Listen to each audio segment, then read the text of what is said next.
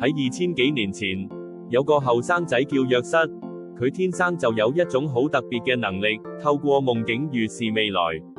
佢嘅夢唔只係普通幻想，而係神嘅啟示，預言住佢將來非凡嘅命運同埋崇高嘅地位。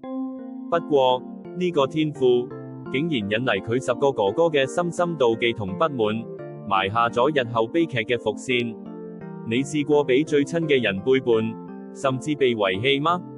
約瑟就係咁，佢嘅哥哥們因為嫉妒，將佢無情咁掉入一個漆黑冰冷嘅深坑入面，前途一片茫然。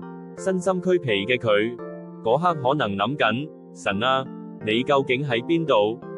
我嘅夢想係咪只係一場空？呢個絕望嘅深淵真係冇盡頭嗎？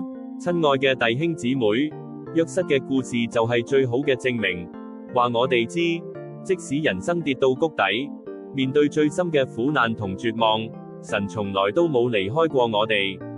正如聖經金句所講，神與他同在，救他脫離一切苦難。呢份愛同盼望就係我哋最堅實嘅依靠。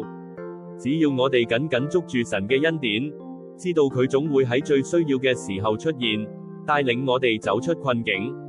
神嘅愛永遠長存，永不改變。